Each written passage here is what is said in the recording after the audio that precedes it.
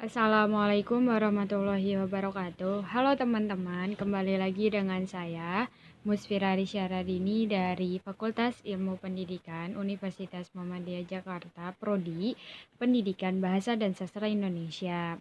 Di sini saya akan menjelaskan materi yang kedua, yaitu materi tentang teks eksposisi.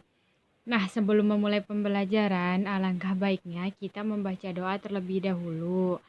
Bismillahirrohmanirrohim. Nah, setelah kita membaca doa, mari kita memulai materi yang pertama, yaitu tentang teks eksposisi. Nah, sebelum kita melanjut ke materi-materi selanjutnya, alangkah lebih baiknya kita mengetahui terlebih dahulu apa itu teks eksposisi. Nah, teman-teman, teks eksposisi merupakan teks yang bertujuan untuk menginformasikan suatu hal atau pokok pikiran yang bertujuan untuk memperluas pengetahuan pembaca. Nah, jadi si teks eksposisi ini merupakan teks yang bertujuan untuk menyampaikan suatu hal-hal yang terpenting kepada hayalak masyarakat. Nah, selanjutnya itu ada ciri-ciri teks eksposisi. Di sini ciri-ciri teks eksposisi dibagi menjadi 4. Yang pertama itu ada bersifat non-fiksi. Yang kedua, gaya bahasa bersifat informatif. Yang ketiga, tulisan tidak berusaha untuk mengaruhi pembaca. Yang keempat, ada fakta-fakta dalam teks digunakan sebagai alat perwujudan. Yang selanjutnya yaitu ada unsur kebahasaan dalam teks eksposisi. Unsur kebahasaan dalam teks eksposisi yaitu kalimat fakta dan opini, dua kalimat yang saling bertolak belakang. Kalimat fakta yang dimaksud di dalam teks eksposisi adalah suatu kalimat yang menyatakan peristiwa yang telah terbukti kebenarannya.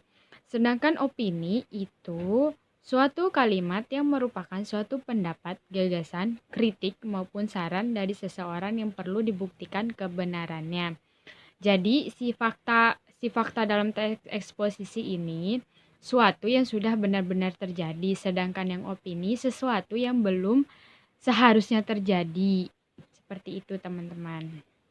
Selanjutnya yaitu menganalisa struktur dan sisi teks eksposisi. Menganalisa teks struktur deskripsi itu ada pembukaan, penjelas, dan penutup. Nah, yang dimaksud dalam pembukaan itu berisi tentang pernyataan umum, penulis tentang suatu topik yang akan dipaparkan, sedangkan penjelas berisi pemaparan berupa fakta-fakta atau argumen untuk memperluas pengetahuan pembaca tentang topik yang disajikan. Yang terakhir itu ada penutup. Penutup berisi penegasan ulang atau kesimpulan penulis terhadap topik yang dipaparkan. Selanjutnya yaitu ada tata cara menyusun teks eksposisi. Nah, tata cara teks eksposisi ini disusun menjadi 5 bagian. Yang pertama, menentukan tema tulisan. Yang kedua, menentukan tujuan tulisan. Yang ketiga, mengumpulkan bahan tulisan. Yang keempat, menyusun kerangka tulisan. Dan yang terakhir itu ada mengembangkan kerangka tulisan menjadi sebuah karangan. Nah, di dalam materi yang akan saya sampaikan, ini ada salah satu contoh dari teks eksposisi. Silahkan nanti kalian bisa membacanya sendiri melalui PPT yang sudah saya berikan dan akan saya tayangkan ketika pertemuan melalui Zoom, Google Meet, dan lain-lainnya. Mungkin segitu saja yang dapat saya sampaikan tentang materi teks eksposisi. Silahkan teman-teman untuk melihat dan memahami isi video pembelajaran yang sudah saya buat. Sekiranya nanti ada teman-teman yang ingin menanyakan sesuatu tentang teks eksposisi, silahkan bertanya melalui video Zoom. Baik, sekian dari saya. Wassalamualaikum warahmatullahi wabarakatuh.